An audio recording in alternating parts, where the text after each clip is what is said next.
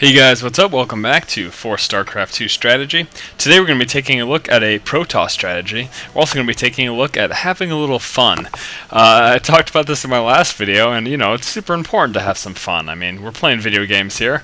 Why should we not have fun while we're doing so? In fact, if video games make you angry, I suggest you find a new hobby, because that really doesn't make much sense for you to do something constantly that makes you angry.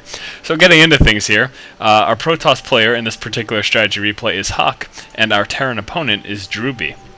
Going right ahead into Hug Vision here, so having some fun. What is he talking about? Well, aside from the usual, you should play games because you enjoy them, what we're going to be looking at today, as far as the Protoss strategy is concerned, is going for a Mothership rush.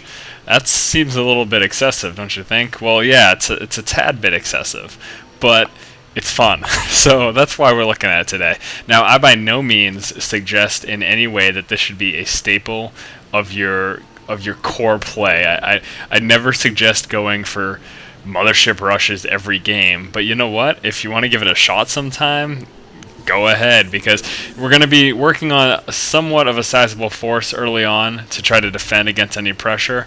Now, you're obviously going to be behind. There is no way for you to not be behind your opponent if they do go for an early push. But with scouting information, you could properly implement this just by being aware of what your opponent's doing so you can defend in time. Again, you're going to be lacking because you're going straight up for this hard tech, but we're still going to be making enough forces to try to defend early game right before we push out with the Mothership. So taking a look at the starting build order here, we started off with that 9 Pylon, and we followed up with a 14 Gateway, and then right after that, a 15 supply, we went ahead and we got our Assimilator. Now we are, of course, as soon as this gateway pops up, the first thing we're going to want to do is drop our Cybernetics Core.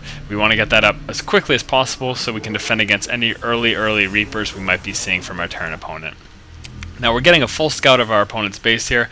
Something I want to say about scouting as Protoss against a Terran opponent, there's really no reason for you to leave up until the point that you see a Marine coming. Now you could see from the blinking lights inside of there that a Marine was building, so at that point we decided to leave. We also got enough scouting information in seeing the timing of this barracks refinery and that orbital command. Pretty standard opener, nothing too complex coming from our Terran opponent there.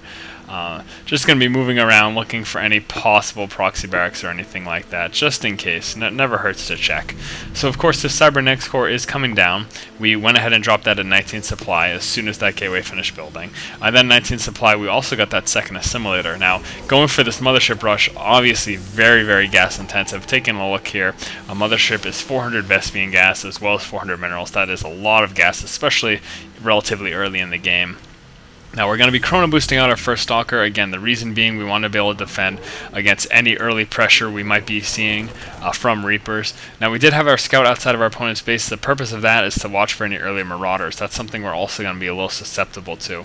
So we want to make sure we try to cover ourselves and be prepared in case he does push out with an early Marauder. Now dropping our Stargate here, we're doing that at 26 supply, and then right before that, in fact, at 25 supply, we started researching our Warp Gate tech. Now don't think by any means that this is an all-in rush straight to a Mothership. As far as teching and timing is concerned, that is the case. We are immediately going from one tech building to the next up until the point that we're able to get a Mothership, but we're still preparing for an actual game in the sense that we're getting Warp Gate research, we're producing units as some early defense, and also we're going to need an army. We're not just pushing out with a Mothership. We want to push out with something substantial. We're going to push out with some basic ground army for Protoss players, the Zealot, the Stalker, and the Sentry. It's just a generic mix there. We're going to be using that in conjunction with our Mothership when we do push out. Going to go ahead and get the second gateway here. As far as economy is concerned, we're not going to be able to maintain much aside from these two warp gates. Basically on this one base play and going for this higher tech, it's going to be hard for us to maintain any more than that. And that's kind of a general idea that you should take from from a Protoss perspective. In general, the number of warp gates you can have depending on how your economy looks. Now, if we're going for this higher tech, or for example, say we were teching up for Void Rays and we wanted to play with some Void Rays, going for 2 warp gates plus Void Rays, that's pretty standard on one base. Or going for this fast Mothership rush plus Void Rays, sticking with 2 warp gates is pretty standard. again, when we have this one base economy. Now, if we weren't going for this high tech and we were just sticking to one base, we could go for a 4 warp gate build, and that's kind of what you can expect to be able to maintain on one base. Now, that was a little aside. That's kind of like off topic from what we're looking at here, but just something I wanted to take note of for you guys. As far as the number of warp gates you can expect to be able to maintain on one base, depending on what else you're teching up to, if anything. So now we do have our mothership building right now, and we started building that at 43 supply. That was as soon as our fleet beacon finished. And I'm sorry, I did go off on that tangent, so I didn't mention. We did get this fleet beacon at 33 supply. That's when we started building the fleet beacon. So yeah, I mean, up until this point, we've just been working on our army. We've been building up as much as we can. As soon as that starport finished, we dropped that fleet beacon, and then as soon as that fleet beacon finished, we went ahead and we got our Nexus. Now, you do want to make sure that you save up enough energy so that you don't cap at 100. You do use your chrono boost when you can, but you want to make sure you have as close to 100 as you can once you start building that mothership, because you do want to chrono boost it up as much as possible, because it takes a very long time to build. As you can see here, as I mouse over the mothership, it's 160 seconds. That's a very long time, especially in a game of StarCraft. So massing up our army here, we have these stalkers, we have these zealots. The mothership is just about out now. We're just going to keep on warping in units as we can. What we're also going to be doing is going to be going for an expansion at this point. When we push out, we want to be able to warp in as much as possible, because we're going to need those units. Again, teching straight up to this mothership, we're going to be really behind as far as general army is concerned. We're going to be really behind our opponent. So we do need to make sure that we have a strong enough economy so that we continue warping in units. We are in fact going to be bringing some probes with us at some point so that we can warp in close to where the battle is. So we have this Nexus going down right here. We're going to be transferring probes, building some more probes that are going to be able to move over as soon as it finishes, and then of course we're going to be dropping some assimilators as well. So this is the point we've been waiting for here. You know, we have our pretty standard generic army here. We're moving out with the mothership, taking advantage of that cloak. Now, unfortunately, you did see that scan that went down on the center of our base not too long ago, so our Terran player at this point does know that this mothership rush is coming, and he has prepared for it thusly, dropping some turrets as well as a ton of bunkers at the front of his base. This is a defense we're not going to be able to crack. So we're like, okay, well, I've done this mothership rush, I've put in all this effort and time, and now I can't even break through the front wall.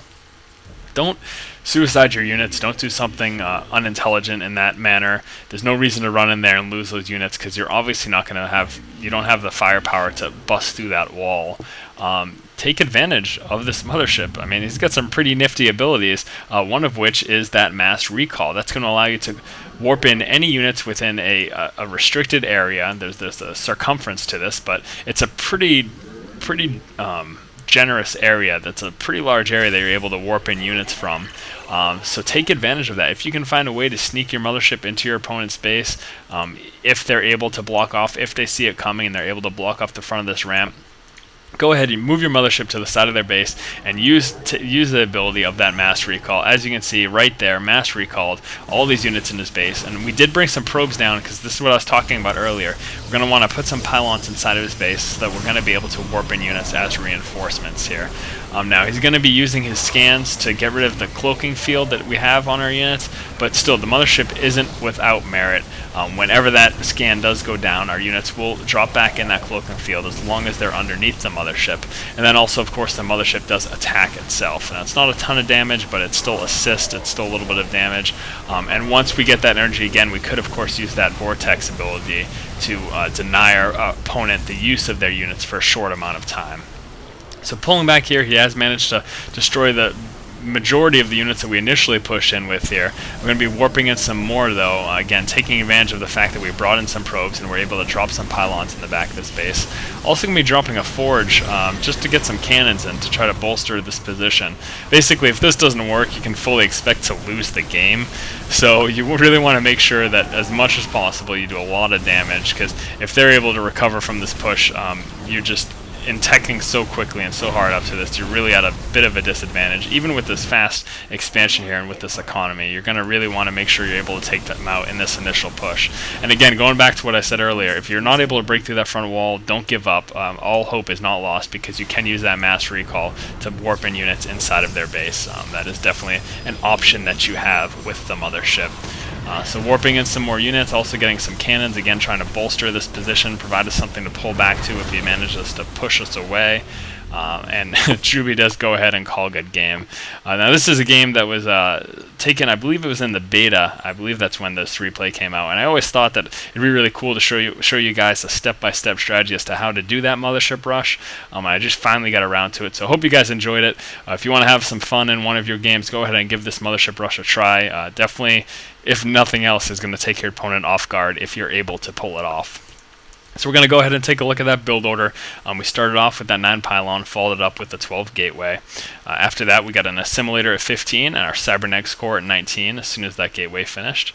Now, right when that Cybernetics Core was done building, we went ahead and started researching our Warp Gate research, and we also dropped our Stargate at 26 supply. Then at 29 supply, we get an additional gateway because, again, we're going for this 2-gate build as well as teching up on this 1-base play here.